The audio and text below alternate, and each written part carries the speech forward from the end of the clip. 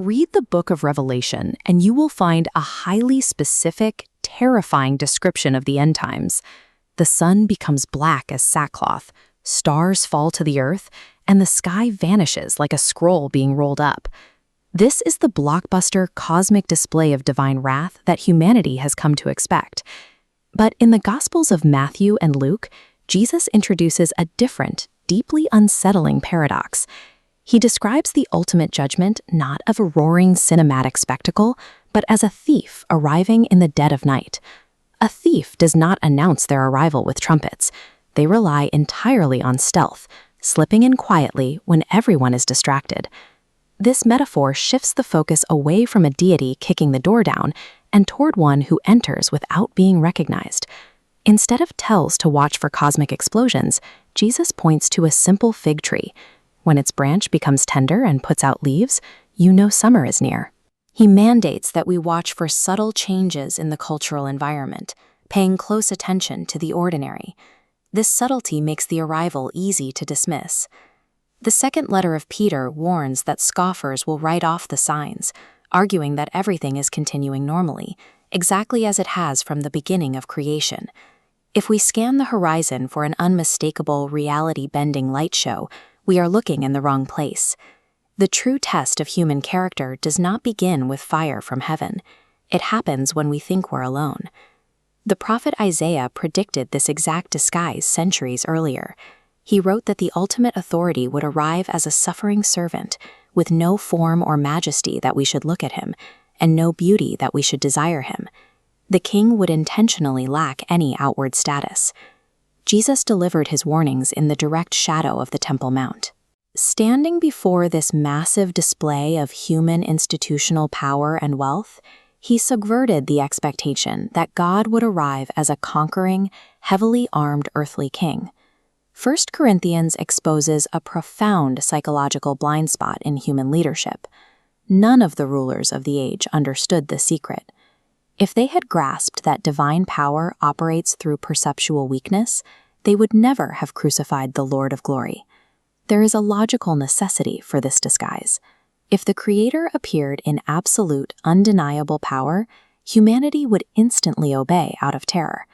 But that obedience would be a reaction to the power, not a reflection of the heart. To see what we actually value, the judge hides his power and appears as a vulnerable, ignorable man.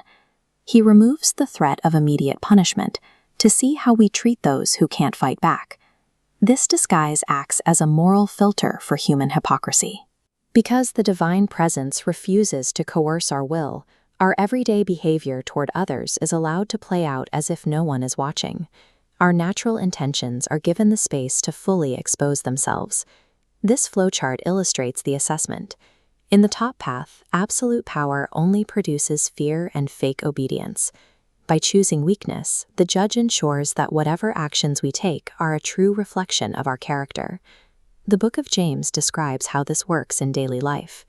When we show partiality to a person wearing a gold ring, while dismissing a poor man in shabby clothing, we are failing the test. We are revealing that we only value people based on the power they hold over us.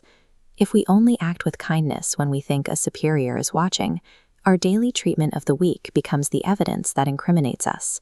We are being measured by how we treat the disguised judge in our neighbors. After the test, the kingdom of God doesn't replace the old world with a military takeover. Instead, it enters as a silent competitor, an entirely new reality that slowly changes how everything else works. This transition operates like an information cascade. Once knowledge of the judge's presence is introduced, it acts like a scientific fact. Once people recognize the thief is the authority, knowledge cascades. As it spreads, old human systems lose utility. Systems built on fear can't survive when earthly kings have no ultimate power.